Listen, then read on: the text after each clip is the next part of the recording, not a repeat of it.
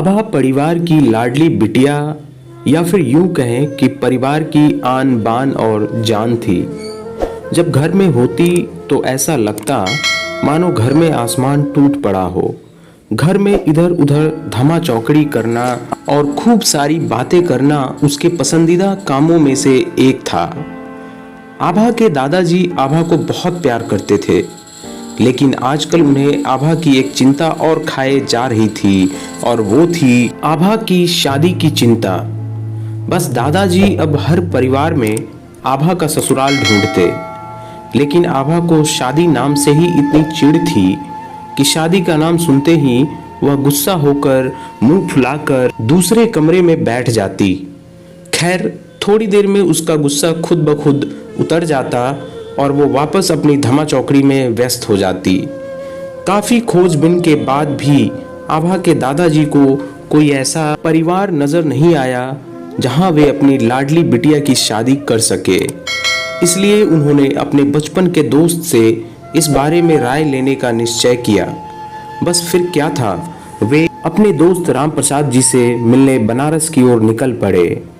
अगले दिन जब वह बनारस पहुंचे तो राम प्रसाद जी ने स्टेशन पर ही उनके लिए गाड़ी भेज दी थी। 12 साल बाद अपने बचपन के दोस्त से मिलने के लिए वे भी बड़े उतावले थे।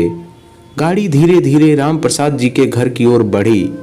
बड़ा सा बंगलो के आगे बगीचा, गाड़ियां और नौकर चाकर देखकर दादाजी का मन खुशियों से भर गया। इन 12 सालों में राम प्रसाद जी ने कितनी तरक्की कर ली है। नहीं तो 12 साल पहले राम प्रसाद जी के पास था ही क्या। बस यही सब सोचते सोचते आभा जी के दादाजी अपने दोस्त के बंगलो पहुंच ही गए। गाड़ी की हॉर्न की आवाज के साथ ही राम प्रसाद जी घर के बाहर अपने दोस्त के स्वागत के लिए आ गए थे। अपने दोस्त को गले लगाकर वे दादाजी को अंदर ले गए। घर अंदर से भी काफी शानदार था। अपने दोस्त की संपन्नता को देख आभा के दादाजी भी फूले नहीं समाये। चाय नाश्ता के बाद राम प्रसाद जी ने उनके खास दोस्त से आने का कोई खास कारण पूछा। दादाजी ने पोती की शादी के लिए एक अच्छा सा परिवार ढूंढने का काम सौंपते हुए बिटिया का फोटो राम प्रसाद जी के हाथों में सौंप दिया। राम प्रसाद भी अपने बेटे विवेक के लिए एक सुयोग्य कन्या की तलाश में थे। तीखे नैन नक्श, चेहरे पर तेज और एक बार में ही किसी को पसंद आने वाली आभा बिटिया को फोटो में देखकर ही उन्होंने आभा को अपने घर की बहू बनाने का फैसला कर लिया। राम प्रसाद जी इतना सोच ही रहे थे कि इतने में उनका बेटा विवेक आ गया। विवेक ने दादाजी के पैर छुए और हालचाल पूछने के बाद ऑफिस की ओर निकल गया। विवेक के जाने के बाद राम प्रसाद ने अपने दोस्त से विवेक और आभा के संबंध के लिए पेशकश की। आभा के दादाजी को लगा जैसे राम प्रसाद जी ने उनके मुंह की बात छीन ली हो।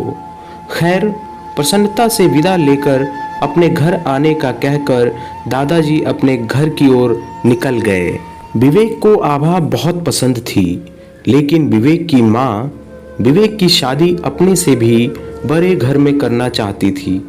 लेकिन विवेक के मनाने पर वह मान गई और तय समय पर विवेक और आभा की शादी हो गई।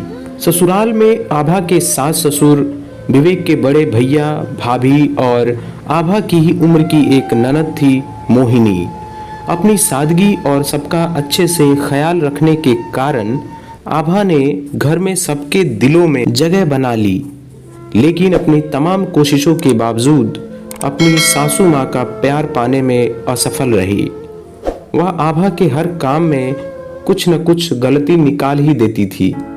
अपनी शादी की रात को ही विवेक ने आभा से साफ साफ कह दिया था कि घर के किसी भी मामले में मैं बिल्कुल नहीं बोलूँगा।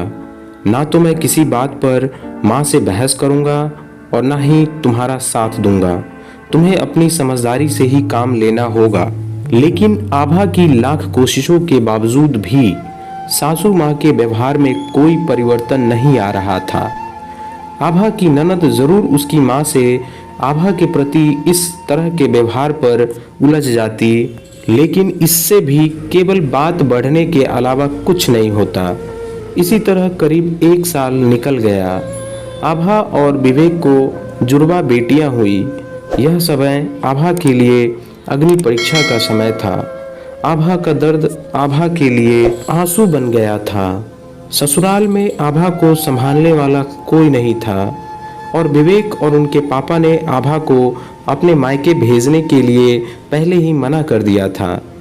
एक दिन मोहिनी कॉलेज से घर आई तो उसने सभी को कॉलेज के सालाना कार्यक्रम में आने के लिए कहा और यह भी कहा कि कॉलेज में उसकी भी 2 प्रस्तुतियां हैं, इसलिए आप सभी का चलना बहुत ज़रूरी है। खैर, न चाहते हुए भी आभा को अपनी दोनों जुड़वा बेटियों के साथ मोहिनी के कॉलेज जाना पड़ा। कार्यक्रम की शुरुआत में गीत संगीत की कई प्रस्तुतियां हुई। उसके बाद मॉडलिंग राउंड शुरू हुआ। दर्शकों ने तालियों के साथ सभी का उत्साहवर्धन किया। मॉडलिंग में मोहिनी ने भी हिस्सा लिया था। अंतिम राउंड में मोहिनी के साथ 4 और लड़कियों को सेलेक्ट किया गया, जहां सभी से जज द्वारा एक एक सवाल पूछकर विजेता घोषित करना था। सवाल जवाब का दौर शुरू हुआ। इसी कड़ी में जज साहिबा ने मोहिनी से सवाल पूछा, अगर घर में तुम्हारी माँ और भाभी में से किसी एक का साथ देना हो तो तुम किसका साथ दोगी? पूरे हॉल में खामोशी छाई थी। सभी मोहिनी के जवाब की प्रतीक्षा कर रहे थे। तभी मोहिनी ने थोड़ा आगे बढ़कर कहा, अगर भाभी सही हो तो अपनी भाभी का। जज साहिबा ने आगे पूछा, क्यों? मोहिनी ने जवाब दिया, क्योंकि मुझे भी कल किसी की भाभी बनना है। जवाब सुनते ही पूरे सदन में तालियां गूंज उठी। सब मोहिनी की सोच और उसके सटीक जवाब की प्रशंसा कर रहे थे। मोहिनी को विजेता घोषित किया गया। पुरस्कार लेने से पहले मोहिनी ने सभी से कुछ कहने के लिए माइक थामते हुए कहा, हर बेटी अपनी माँ से बहुत प्यार करती है और माँ भी अपनी बेटी के दिल के सबसे करीब होती है। इसी तरह हमारे घर की बहुएं भी तो किसी की बेटियां हैं। आज हम किसी की बेटियां हैं, कल से किसी की भाभियां और बहुएं बनेंगी। अगर कल को हमें कुछ दुख हुआ तो हमारी माँ को भी दुख होगा और इसी तरह हमारे घर की बहू को दुख हुआ तो उनकी माँ को भी दुख पहुँचेगा और इस दुनिया में किसी भी इंसान को किसी की भी माँ को दुख पहुँचाने का कोई हक नहीं है।